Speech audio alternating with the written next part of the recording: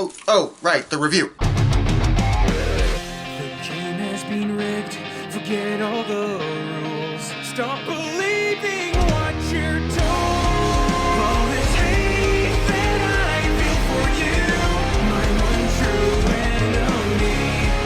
Once was blind, but now I see. It makes me question why.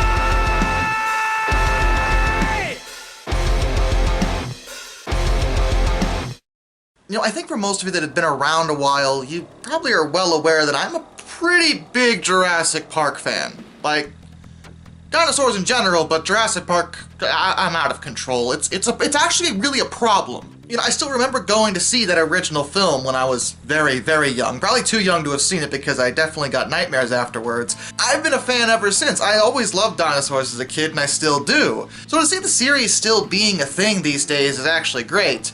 I know some people don't like the new films, and I admit there are definitely weak points, but I don't think they're nearly as bad as everyone makes them out to be. But that's just me as someone who's just looking for an excuse to see dinosaurs do dinosaur things. Anyway, you might be wondering, is that title a joke? You did not spend over 500 hours on these games. And I promise you, I have spared no expense of my time. I have put in over 500 hours into these games. Purely for fun. There really isn't any other reason for it. I legitimately like the games that much. They are seriously enjoyable for me. You know, it really is just a matter of I has happened to really like dinosaurs, and I like chill strategy games. You know, the kind of, I want to say RTS, but these kind of park builders usually aren't as intense as something like, say, StarCraft. And I think that's why I like them so much. I can build and be chill, while still having somewhat of a challenge out of it. And these games are by Frontier Games, which you may not have heard of, but if you're into the scene like I am, trust me, you'll know their name. Their other big games, I would argue, are both Planet Coaster and Planet Zoo, which are pretty much just modern editions of Roller Coaster Tycoon and Zoo Tycoon, respectively. It's a very similar concept. They're park builders, but one features an amusement park and one features animals. So for them to have obtained the Jurassic Park license, or Jurassic World license, whatever you want to call it nowadays, and make a park builder based off of Jurassic Park was, well, I'd already liked their games, so I was ecstatic.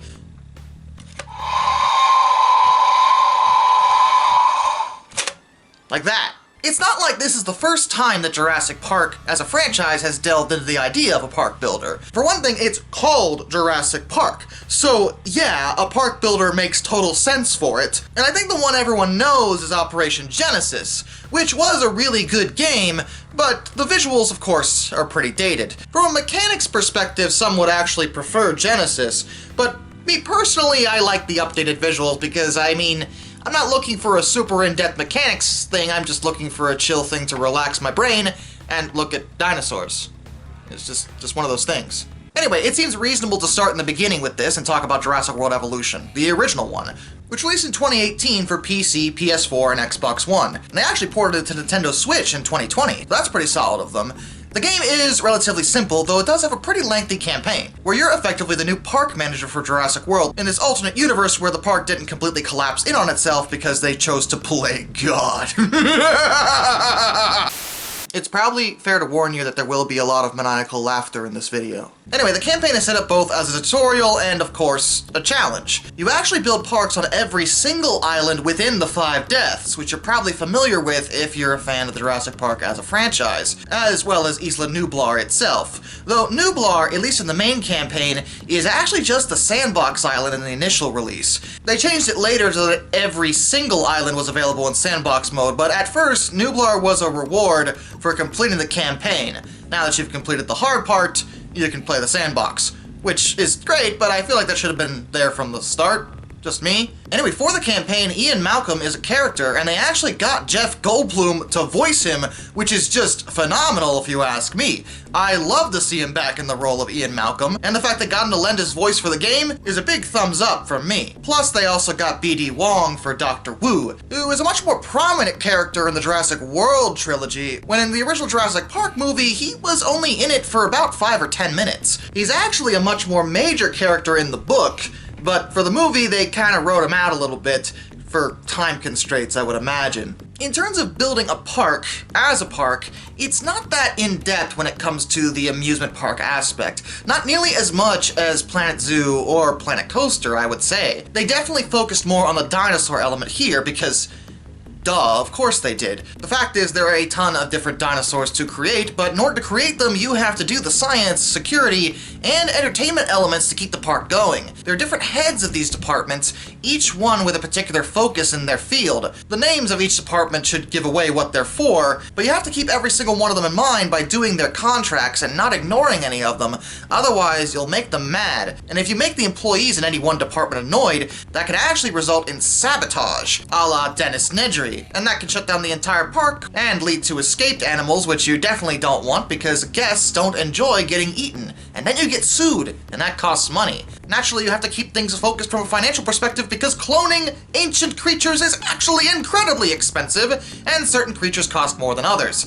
In order to obtain the DNA, you need to go to various fossil sites throughout the world by sending out teams and extract these fossils and obtain DNA from them. There's different tiers in terms of what you get back, referring to each one's DNA yield, and you can only clone at 50% DNA. The rest, of course, you can fill in with whatever you can find, probably frogs or something, because who the heck cares? This is mad science! We're cloning dinosaurs, playing God!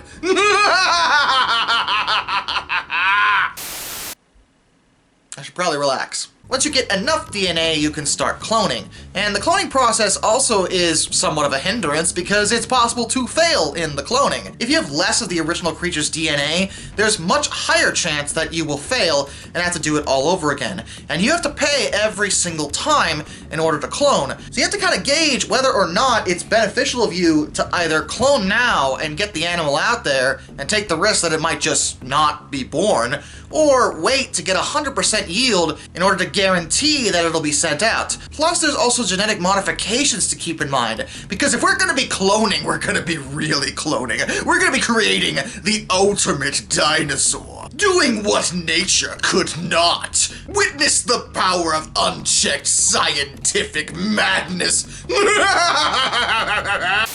I know I keep saying I'm gonna chill, but it's just, look, understand something, that if I ever had the financial means to invest and create a company with the sole purpose of cloning dinosaurs, if you think for 1 second that the plots of the Jurassic Park franchise have done anything to dissuade me, I assure you, you are wrong. I would do that in a heartbeat, with no hesitation, and none of you could stop me. Yes, I recognize that level of gene editing could help people, like possibly even curing cancer. But I don't want to cure cancer. I want to turn people into dinosaurs. I mean, clone dinosaurs. I don't mean turn people into dinosaurs. That would be weird. That's a line even I won't cross. When it comes to the gene editing, you can use the science department to unlock a lot of different stuff. In terms of infrastructure, you can get upgrades for your various buildings or just new buildings in general. You can unlock new dinosaurs to find, or you can unlock new genes to splice into their DNA in order to change their various attributes. Every dinosaur has default needs you have to work with, but to a degree, changing their genetic structure can actually edit those needs to benefit you. The best changes I find are usually more for group dinosaurs. Certain dinosaurs won't tolerate a large herd or to a smaller herd, and changing that can make it easier to manage them in general. As a general rule, you don't want to put carnivores in with herbivores unless you want them to fight, and they will fight if you do that. Actually, if you put certain carnivores in with other carnivores, they'll fight too. Don't put two alpha carnivores in the same habitat unless you expect them to murder each other, because that's probably what they're going to do. Interestingly though, you can put a large carnivore in with a bunch of small carnivores. Generally speaking, they won't bother each other. At least not with the default version of the game. Though with one of the DLCs, it does make it so the T-Rex suddenly hates velociraptors, so you might want to keep that in mind as well. Your guests are of course of critical importance when it comes to the park, because the guests need to be entertained. Remember, Jurassic Park is advertised as part of a zoo, but partly an amusement park. The guests have to be entertained in order to, well, give you their money. So make sure that they're content. Make sure there's plenty of hotel space, plenty of different shops, spaced out accordingly so the guests have quick access to them, and they added bathrooms in one of the updates too, because that wasn't in the default version of the game, and make sure you put those down. No, seriously, whenever they updated for bathrooms, suddenly every single one of my parks sucked, and I had to go around and fit in all the bathrooms all of a sudden, because prior to that point, it had never been a consideration. I guess they figured that the bathrooms were in the hotel, so it wasn't a big deal, but I guess people wanted standalone bathrooms for whatever reason, I don't know. You'd think this wouldn't be that big of a deal, and yet it is. The visuals and sound design of the game are absolutely phenomenal. Every dinosaur model looks fantastic, and the sound design is mostly just the music from the movies, which is of course why I can't play any of it, because that would get me copyright struck, and we don't have time for that today, alright? I don't deal with that anymore. We don't have time for that around here, okay? And truth be told, it is great fun. Each island offers different challenges in terms of storm frequency. You want to watch out for those. Storms, of course, will damage equipment and sometimes break fences, just like in the movie, and it will make the dinosaurs much more unhappy as well. You tend to get a lot more breakouts at this time, and that's when you need to call in your asset control teams in order to bring them back in before they hurt anybody. Of course, certain dinosaurs are far more dangerous and more difficult to take down than others, so that's also something else to remember. The dinosaurs' feeding habits are also split up between herbivore and carnivore. Carnivores generally get meat and prey feeders. There's also fish thrown in there for the piscivores, and the herbivores either get ground or tall feeders. Why the herbivores can't just eat the regular foliage growing around, I do not understand, but yeah, everyone has a feeder. The most tedious part of the game, I find, are actually the feeders. They drive me nuts, because generally once you get to a big park, a very large one, and it's pretty much done, and you can kind of just look around, see what the dinosaurs are doing, watch their behavior, which is rather in-depth and actually quite enjoyable for a fan like me. Oh no, your feeders are out. Better go fix that. Also, you gotta worry about diseases too. The dinosaurs can get randomly sick, so you better be sure you put your research into some diseases so you can cure them, otherwise they could easily die from it. All these different things mean the park is never actually done. It has to be managed. But in a way, that could be considered better, since you can always change things around and make improvements where you can, such as adding a monorail to improve transportation around the park, which actually really definitely do that because guests hate having to walk. Naturally, there is plenty of DLC, as Frontier adores their DLC packages, usually involving new dinosaurs, but a few are actually story updates. One is Claire's Sanctuary, which is kinda cool, but the big one, the really good one, the one that I definitely think you should check out if you're a fan, is called Return to Jurassic Park, which is a what-if scenario where the characters from the original movie go back to the park after the movie and try to fix everything. This story actually brings back the original cast together. Sam Neill, Laura Dern, and Jeff Goldblum all reprised their roles for it. Of course, Jeff Goldblum was already involved, but bringing back Dr. Grant and Ellie Sattler too? Yes, absolutely I am down for that. The story isn't very long, but it definitely is pretty interesting, seeing how it might have been possible for them to build back the original park and make it somewhat function. Of course, everyone is incredibly skeptical, and the only character who doesn't have his role reprised by the original actor is Mr. Hammond, but that is largely because Richard Attenborough sadly passed away a few years ago, so it does make sense why they'd have to get a sound-alike for him. Either way though, this DLC in general was a huge treat for Jurassic Park fans as a whole. I adored it, and it was a great send-off for a fantastic game. I admit there are things that I don't like about it. The tedium involving the feeders is definitely a low point for me, and the fact that after a while, you can get kind of bored of it. Everything's so simple. They didn't take many risks with it, so unless you're really invested in the whole Jurassic Park dinosaur thing, you may not find it that much of an in-depth park builder, because it isn't. It is not nearly as involved as Frontier's other games, Planet Zoo and Planet Coaster, because it wasn't meant to be. It was meant to be a treat for fans of the series, not necessarily an in-depth park builder on its own. Of course, I am a big fan of the series, so I obviously adored it, although I will admit there were some additions with the DLC that I didn't like. Frontier loves adding DLC, like I said, but some of them weren't that great. Like, for one, there's this Raptor pack for the Raptor Squad from Jurassic World, which is great and all, but they're just extra skins you have to pay for, and I'm just like, no, I'm not paying extra for that, that's not happening. Also, they added an aviary in the Return to Jurassic Park DLC, which is a great idea, but I can see how they might have been limited in this element, because it really isn't that good. The aviary is just kind of a stock thing. There's only pteranodons, so only one species of flying reptiles, and you can't even really look at them that closely, or be really involved with their care that well. It seems like they might have been limited to what the original coding of Jurassic World Evolution was capable of without doing a tremendous amount of rework, which is probably why they made a sequel, Jurassic World Evolution 2. It came out in 2021, and boy howdy did they upgrade pretty much everything about the game and make everything way more in-depth, just like a lot of people had asked them to. Frontier is pretty good about listening to fan demand. They listen to feedback and try to implement it in their games. Evolution 2 seems like it took a lot of that into account, making everything way more in-depth and make a lot more sense, for better and for worse. Now, I love this game, obviously, but I think there were some hiccups that make the game way more of a headache than it had to be.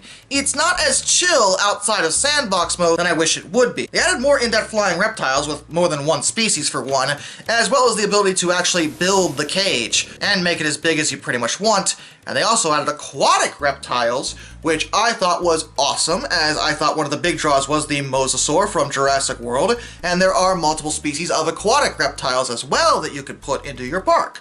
So that's all great, actually. There are also more species of dinosaurs in general, and of course there's more DLC packs on top of that because, yeah, it's Frontier, that's what they do. The basic premise of the original game is retained with a much smaller and shorter campaign. The campaign basically means nothing here and only serves as a tutorial. The big draw, however, is the Chaos Theory mode, which was coined as an alternate mode, but it basically is the campaign, where you go through multiple different what-if scenarios, all based on the movies. Every single one of these is a what-if scenario based on them. One is about the original building of Jurassic Park, which may not even be a what-if scenario. This may be kind of how it happened, at least based off of it. There's one based off the Lost World, where you return to the San Diego Stadium and try to fix everything there and make a workable park on the mainland. There's one about Jurassic Park 3, which has you harvesting dinosaurs from Site B for Jurassic World. There's one about the building of Jurassic World. There's one about a return to the now destroyed Jurassic World. And if you have DLC, there's one featuring Jurassic World Dominion. So basically, what I'm trying to say is that they added a lot of really cool things to the game. And this thing is seriously 6 feet long, though. This was a gift. I just want to stress that. I barely have a place to put it, okay? Anyway, the game has a lot of strong points, and I actually really, really love it. Visuals and sound have been updated in order to meet modern standards, and it definitely is a joy to see. Plus, the mechanics have been completely radically changed to make them a lot more complicated, and in some ways make sense. But like I said, that's for better or for worse, as I do have some complaints about Evolution 2. And yes, I finally ran out of Jurassic Park figurines. Okay, it's Godzilla, I know. It's a different franchise, I'm aware. One of the good positive changes I adore is actually the way the dinosaurs in general work. They still have their basic attributes and basic wants and needs, of course, to make them happy. Some of them have been a little bit changed from the first game, so don't assume you know everything just because you played the first game.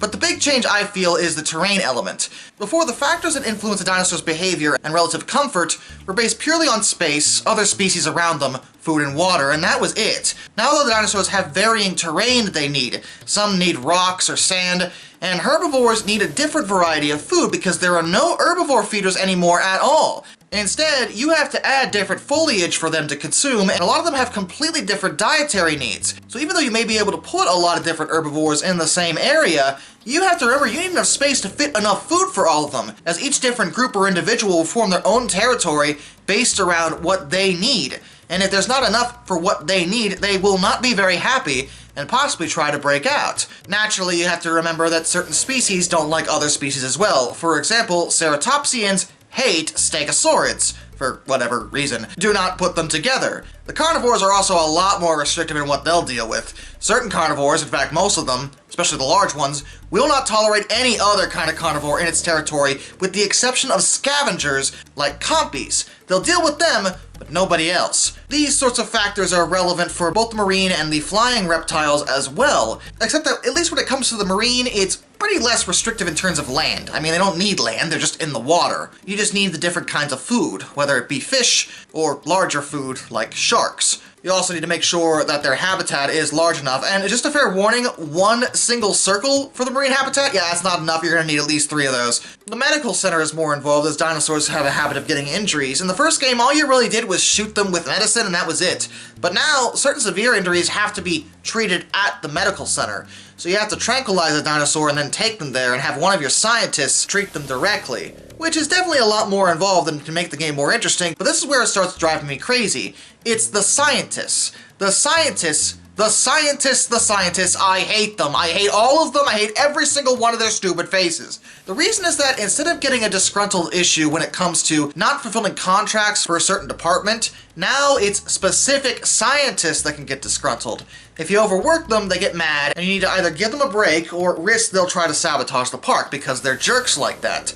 But my thing here is that you're so dependent on using them all the time, involving each of their 3 different stats, which you need enough points in order to do certain high-level research, that it becomes an absolute chore in order to manage all of them. You need more of them in order to make certain things happen, and they do everything in this stupid park. They handle the medical bay, they handle fossil hunting, and they handle every single category of research you could possibly imagine. It's absolutely absurd. I know one of the big problems with Jurassic Park was that they had a minimal staff, and you know what? Here's my point here. Why am I forced to have what I consider to be a minimal staff? I have like 4 people here to manage all this. Okay, look, that was one of the mistakes Jurassic Park made. If I am going to become a multi-billionaire and start cloning dinosaurs, I assure you, I am not making the same mistakes again. In this regard, I would say that Jurassic World Evolution 2, well, it's not any better or worse than the first one. It's just, what are you looking for here? Because you can still play Jurassic World Evolution 2 like the original one, you just have to turn the scientists off in sandbox mode, and it's pretty much the same game that way. And they both have a significant element of joy factor to them. The entrances for all the dinosaurs are amazing, the visuals are phenomenal, just watching the dinosaurs interact in general is a joy to see, and they have new animations and exciting interactions in the second game when compared to the first one. There was notable improvement here, and an effort to make it a much more involved simulator. I just don't necessarily agree completely with how they went about it. But that being said, I still love the game, and I put in way too much of my time into both of them, so, you know, it would be hard for me to say it's bad when I've clearly loved it so much. I mean, I don't think it's bad, I think they're wonderful experiences, I just don't like the scientists. That's where I'm at with it, it's the stupid scientists. Please, no more of that, ever again. There is, of course, DLC for the second game as well, and one of them again has the original cast reprising all of their roles, as well as the entire cast from the new trilogy, which is awesome, except for one person. You. For one reason or another, Chris Pratt is the only one who doesn't reprise his role. This is not a Jurassic Park dinosaur, it is a very old design dinosaur, okay? Just wanted you to say that, but I did find it, so, you know, whatever, it works. Anyway, he didn't come back to play Owen Grady in the voice work. I don't know why, there's no given reason for this. It could be that he was too expensive compared to everybody else, or maybe scheduling constraints because he's been a very popular actor and very busy lately. Either way though, it kind of stands out when he's the only one who didn't reprise his role for the DLCs that give us, well, everyone reprising their roles, with of course the exception of Richard Attenborough, but he's dead. Chris Pratt is not dead, he's right there. Like, well, come on, Chris Pratt, come on, it's just a game. Give me 3 hours of your time, is all I'm trying to say. But, you know, I understand these things happen and not everything can be perfect, and the fact that everyone else cared so much that they wanted to be involved and voice their character actually means a lot to me as a fan. It shows that the people involved in this game actually cared quite a bit. Not only did Frontier care when they were making it, because they could have paid anybody to get a sound-alike of these characters, but instead they went out of their way to pay the actual actors to do the series justice. And given the fact that Jurassic Park remains a very popular franchise just in general to this very day, you know, the fact that they cared so much and weren't just doing this out of a cash-in situation gives me a load of respect for Frontier. I've loved their park-building games, and the fact that they were the ones to make this meant a lot to me, and I am really happy with how much effort and time went into making these both wonderful experiences. If you haven't given either of these games a shot yet, and maybe you haven't heard of them, or maybe by watching this video, you thought they looked good, I implore you, absolutely give them a shot, because as someone who likes this genre and this franchise, I love them. Oh yeah, you can make hybrids in the game too. Look at this thing. You can make this. You can make the Indominus. No one should ever put me in any kind of position of power over genetic cloning. It's probably a bad idea. Till next time, this is Darkness, and I bid you all a fond farewell. The game has been rigged. Forget all the rules. Stop believing